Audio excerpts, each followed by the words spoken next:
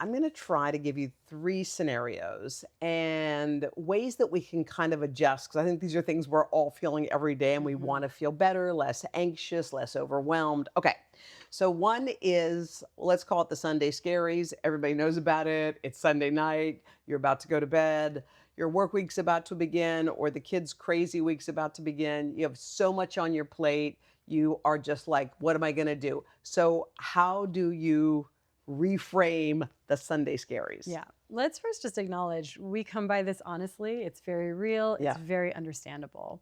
I would say let's take a three-part approach to the Sunday scaries. The first part is physical. I can never help myself, but I don't want someone needlessly suffering. And a lot of what contributes to the Sunday scaries is not what we think. We think this is all about the overwhelm we feel, our looming work week. Yeah. That's a big part of it, but it's not the whole part. And often what's happened is that we've shifted our lifestyle, our habits over the weekend in a way that has Mm. some comeuppance, where we are starting to feel the aftermath of the changes that we've made. Mhm. There's no shame, there's no blame here, but we deserve to know this in case this informs our choices Mhm. going forward.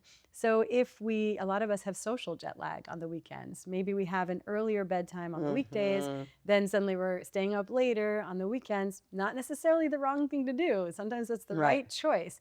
But it can mean that our circadian rhythm is off, we're not sleeping as well, and now we're underslept, and that's going to contribute Uh-huh. to feeling a little more fragile on Sunday. Mhm. We might also have different habits around substances like alcohol or Right. sugar or all of the different things we're consuming. Maybe we just went to a brunch and drank a lot more coffee than usual. All of this can be contributing to the Sunday scaries. So that's the Okay. physical piece. Okay. Can't not address that because sometimes things Mhm. aren't as heavy duty and spiritual as we think. Sometimes they're actually physical. Mhm.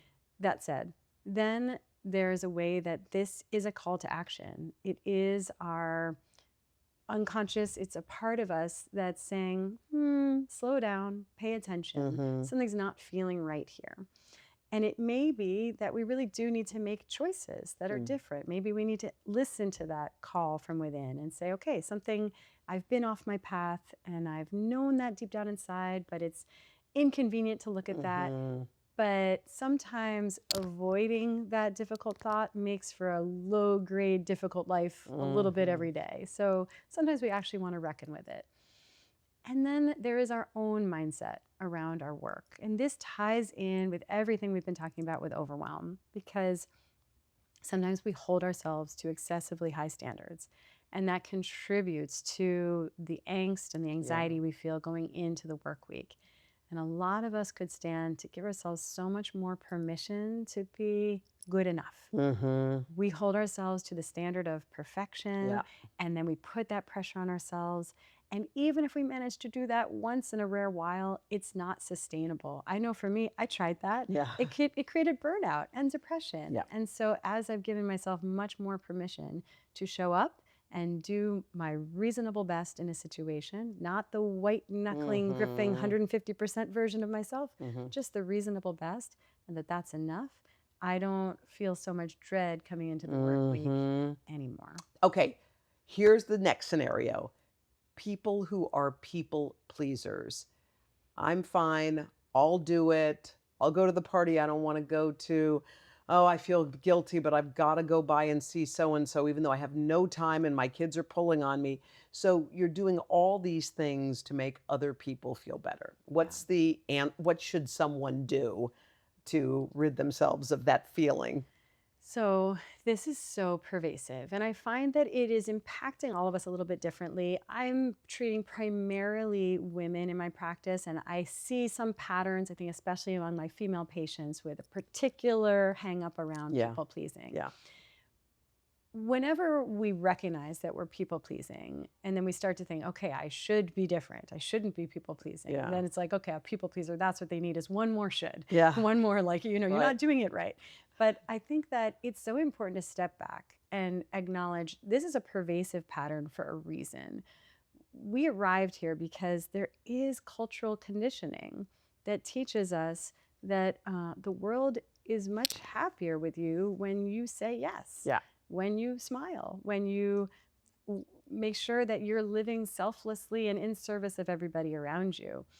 there is a place for attunement to other people's Hmm. needs and sacrificing and being in service. Right. That's a primary value. And yet it needs to be taken in balance with the fact that we also have needs. We are worthy of having those needs met. Hmm. And we should give ourselves a lot of grace around the fact that we haven't been meeting those needs because our culture hasn't really given us permission to. So I think it starts with acknowledging we came by this honestly. If we've been people pleasing, it's because we looked around and we understood the Yeah. assignment. The world says, we like it when you subsume your needs and live in service of everyone around you. I think we need to acknowledge that before we're ready to take the next step, which is to say, I always want to help those I love, and also I have needs, and I'm going to start asking for those needs to be met. Yeah, that's the tough part because I think knowing that because I think a lot of people know they're people pleasers and they're like, ugh. But yet the first time they say, "I'm not going to the party," it's like your heart's pounding. You got to get the courage up Yeah. to say it without explanation. Not, "I'm not going to the party because I can't get a sitter. I'm not going to the party because I don't feel well." It's just like it's a full sentence to say, "Thank you so much, but I won't be able to go to the party." Yeah. Like that's a full sentence, right? Sometimes I use a kind of roundabout Yeah. way to help a people pleaser change behavior, Hmm. which is that if it's truly coming from a place of, I just want to be in service of everybody around Mhm. me, here's what we actually know is that when you're always defaulting to the yes, or in the words of Marshall B. Rosenberg, our false yes. Mm. We have our true yes. That's like the full body Yes. yes, where it's Yes. like, yeah, I do want to say yes to that party. That's fine. If it is a true yes, say yes. But when it's a true no, but we give out our false yes, this is not actually kind to the people around Mhm. us. We know how that story ends. Maybe we say yes, but then at the last minute we flake. Yeah, we Or don't go. often what happens is we say yes, we go through with it, but then we resent the other Yeah, person. yeah, you're mad at them. And Yeah. if you were on the other side of that, Yeah. you wouldn't want someone to say yes to you if it meant they later felt Right. justified in resenting you. Right. And then also what happens is that we say yes, we go through with it, and then we're burned out. Mhm. And the world actually does not need us as an empty cup, a shell of Yeah. ourselves. It needs us full, intact, so that we can carry out our highest contribution. Okay, last one. Mhm. And everyone's had this one. Okay, go to bed, everyone's asleep, nighty night. And then at 3 a.m., you're like, ding, oh my gosh, oh God. Okay, first of all, do I have that thing ready? Or did I fill out the kids' permission slips? Oh my gosh, is my mom good? I wonder what's happening. And you just start on some crazy spiral. So you don't, so you wait in bed and you try all the tricks and then you get up and you walk around, you get back in bed. Like, what is the answer here? So, as we've been doing, we have to break it down into the physical and then the Yeah. psychospiritual. This one is primarily physical, Okay. actually. So, I'm not great at saying, what do you do once you're already up at 3 a.m. Yeah. spiraling? Yeah. Like, you can try a breathing exercise, but like it's a little Yeah. bit the point of no return at Yes. that point. So, it's all about preventing that from happening in the first place. Things that contribute to that. One, my favorite one, is actually getting overtired. This Yeah. is something I learned the hard way when I had a baby. Yeah. And babies, we come to appreciate, they have a window when they're tired Yes. and they rub their eyes, they yawn. It's very cute, but it's actually a low key emergency because Yes. that's a window when you have to get the baby to sleep, or else if you wait too long, suddenly they're overtired. Yes. And they can't go to sleep. It's not happening. They're crying inconsolably, Yes. arching their back, they're emanating Yeah. heat, they'll never sleep. You will never Yes. achieve basic goals of hygiene or adulting that day. So we adults, we are just oversized toddlers in so many Yeah, ways. yeah. And this is no exception. We have a window in the evening when our body's perfectly tired and it wants to fall asleep.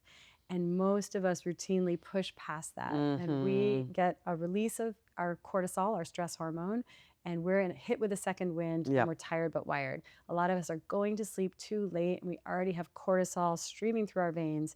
And that's setting us up for the wake up at 3 a.m. and it's setting us up for the spiraling. So an earlier bedtime, generally around 3 hours after sunset, is a good way to prevent 3 that. hours after sunset? More or less, we're all a little bit different chronotypes, but that's a good rule of thumb. When do you go to sleep usually? So I track it with Yeah. the season. Yeah. We're filming this in late Mhm, November. This is mhm. hibernation season. I go to sleep quite early at Like- 9s. Oh, 9s? Oh, yeah, Yeah. let's go. I can wait They're there. like 8:30. Okay. Uh, Yeah, that sounds good. Okay, so it's good to track that. Go on.